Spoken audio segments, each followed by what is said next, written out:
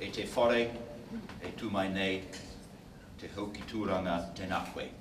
Rongowhakaata, Ngāti Kaipuhu, Rorangatira mā, tēnei taku mihi atu kia koutou, tēnā koutou, tēnā koutou, tēnā koutou katoa. Can I begin by thanking you very much for your generous welcome to the Rongowhakaata taonga te hauki tūranga. This whare demonstrates the rich cultural achievements of Rongowhakaata. I pay tribute to you and to your tipuna for your immense contribution to the culture of our land. It is fitting that we initial the deed of settlement between Rongowhakaata and the Crown here at Te Hauki Turanga. It was confiscated by the Crown in 1867 and is a powerful symbol of the injustices that Rongowhakaata have suffered at the hands of the Crown. In this settlement, the Crown will acknowledge and apologise for some of the most grievous treaty breaches it committed anywhere in this land. The Crown took Te Hauki Turanga from Rongowhakaata during negotiations to determine how much land the Crown would confiscate to punish Rongowhakaata for their role in fighting, which the Crown had started unjustly in 1865. The Crown also detained many Rongowhakaata without trial in harsh conditions for several years on the Chatham Islands, while it tried to negotiate the confiscation of their land. During the bitter war which followed the prisoners' escape under the leadership of Te Kuti Rikarangi, Crown forces summarily executed a large number of Rongowhakaata at Ngātapa in January 1869. More than 40% of Turanga men died as a consequence of Crown military action between 1865 and 1872.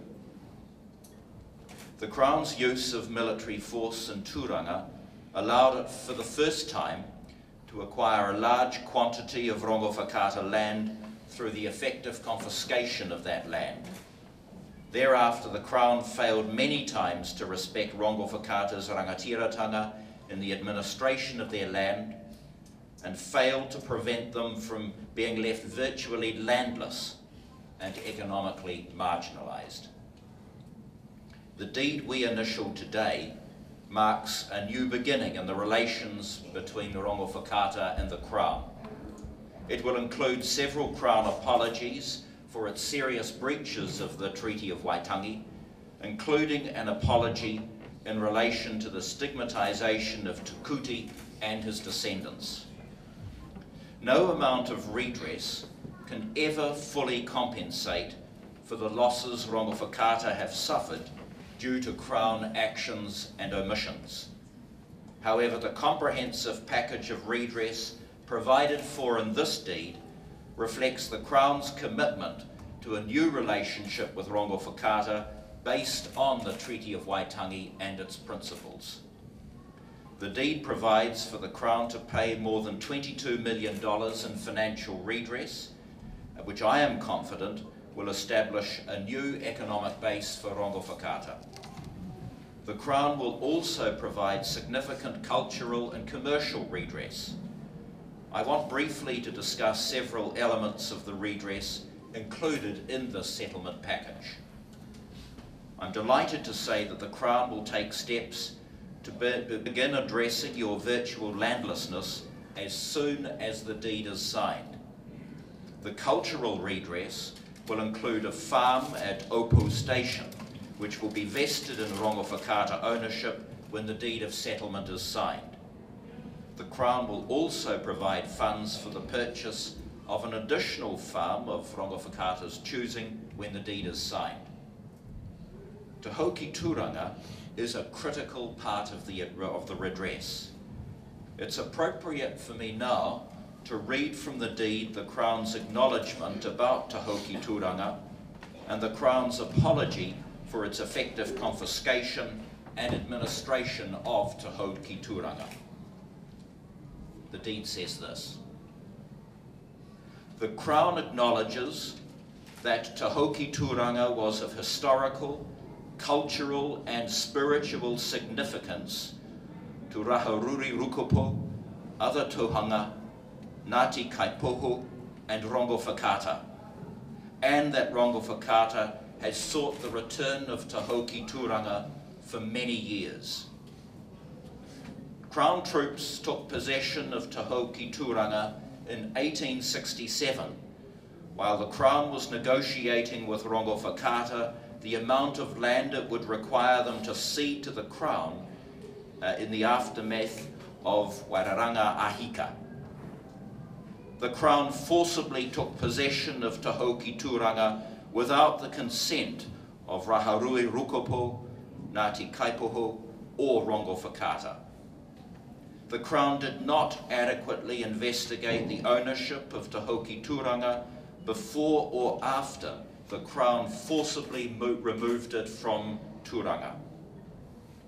The Crown made a number of changes to Te Hauki Turanga over the years without the consent of Ngāti Kaipohu or Rongowhakaata.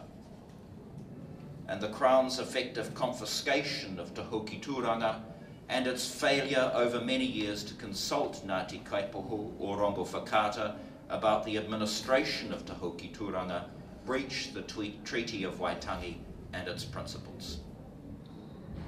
The Crown is deeply remorseful about the wrong done to Rahurui Rukupo, other Tohanga, Ngāti Kaipohu and Rongowhakaata by these breaches of the Treaty of Waitangi and its principles.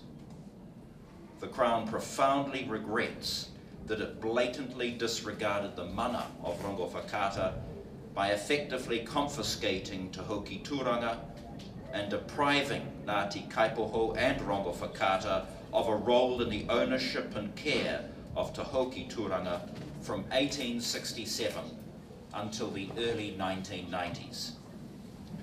The Crown is immensely sorry for the pain these actions caused Rahurui Rukupo and other Tohanga, Ngāti Kaipohu and Rongowhakaata, and unreservedly apologises for the loss and distress that the people of Rongowhakaata have suffered through the absence of Te Hauki Turanga from Turanga. The Crown hopes the provisions for Te Hauki Turanga in this settlement will help atone for these wrongs and affirm its commitment to a new treaty-based relationship with Rongowhakaata. The legislation to implement the deed of settlement will vest legal ownership in Rongowhakaata. Work has already begun to find a new location to house the whare in Turanga, and the deed provides for Te Hauki Turanga to return to its rightful home in Turanga in 2017. So I too congratulate the Rongowhakaata leaders who have negotiated this deed of settlement. The Waitangi Tribunal inquiry and negotiations with the Crown have extended over many years.